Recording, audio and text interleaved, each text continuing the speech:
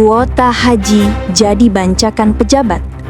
Dengar, engkau yang duduk di kursi empuk kantor, berbicara tentang dokumen, surat keputusan, dan angka.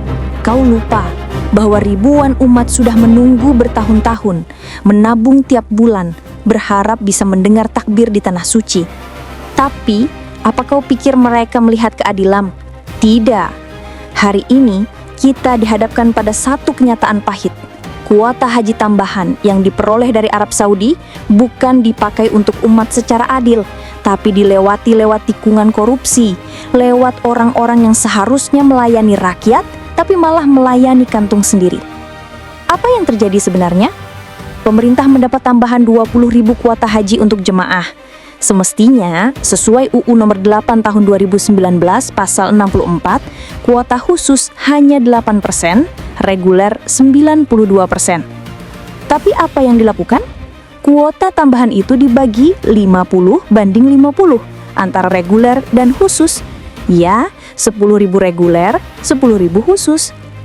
5.000 lebih jemaah reguler yang antre sejak lama malah dipinggirkan agar agen travel khusus atau pihak tertentu yang punya akses bisa mendapat kuota khusus. Antrean panjang jemaah lansia yang sudah menunggu dengan sabar tiba-tiba dihiraukan. Dugaan ada jualan kuota, setoran travel ke pejabat, pengalihan reguler ke khusus yang jelas melanggar aturan. Kerugian negara? Lebih dari 1 triliun rupiah diduga hilang. Uang rakyat yang seharusnya buat melayani umat malah diolah lewat praktik tidak jelas. Kenapa rakyat kecil terluka? Bayangkan, kau sudah tua, sudah nabung puluhan tahun untuk haji reguler, antre 10 tahun lebih, berharap bisa dapat giliran. Tapi tiba-tiba ada tambahan kuota yang mestinya setengah bagian buat reguler malah dialihkan ke kuota khusus. Aku tanya, apakah ini adil?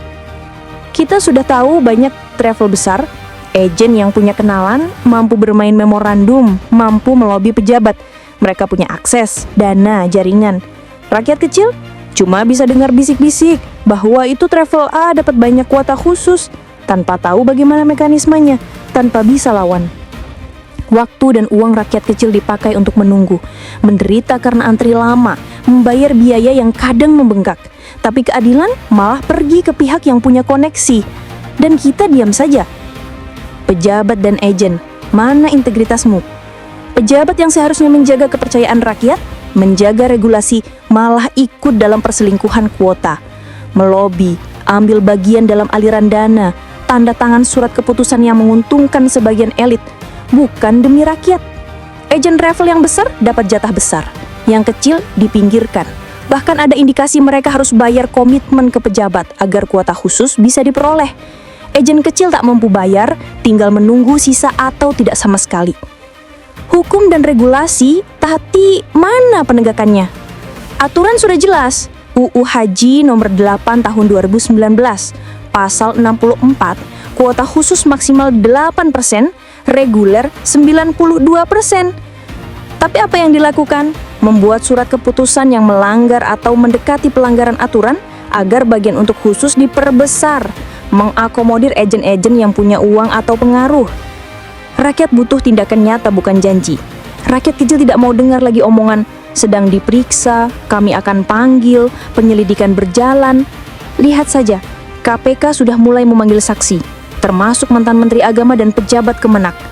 Tapi rakyat ingin tersangka diumumkan, agar jelas siapa yang harus bertanggung jawab. Kalau kita ada di posisi rakyat, bayangkan, kamu sudah nabung puluhan juta, berharap jadi jemaah reguler, tapi tiba-tiba kamu dengar bahwa kuota kamu dicuri, diambil oleh agen travel dengan koneksi pejabat. Sedih, kesal, tapi bingung harus mengadu kemana, karena sistemnya runyam, akuntabilitas diputar, informasi tertutup. Seruan untuk keadilan, segera umumkan siapa tersangkanya. Tidak cukup hanya memanggil saksi. Telusuri aliran uang, siapa pejabat yang dapat bagian. Aksi bukan hanya kata. Perbaiki aturan agar tidak ada celah kuota khusus dilebih-lebihkan. Lindungi calon jemaah reguler, terutama yang sudah antri lama, agar mereka tak tergilas oleh kepentingan agen kaya dan pejabat. Penutup, pejabat, agen travel, ini bukan soal kalian untung sedikit atau sebatas fee. Ini soal kejujuran terhadap rakyat kecil. tentang integritas yang kalian tempatkan di kursi jabatan, tentang janji melayani, bukan memperkaya diri. Rakyat sudah mempercayakan kalian, sudah memberi mandat, jangan khianati. Kalau kuota haji saja bisa disingkirkan untuk kepentingan tertentu, apalagi yang aman dari korupsi dan nepotisme. Kalau belum ada keadilan untuk kuota haji, maka kita semua yang berniat suci akan terus meragukan janji-janji pejabat. Jangan biarkan ibadah menjadi instrumen bisnis gelap. Jemputlah keadilan itu sekarang juga.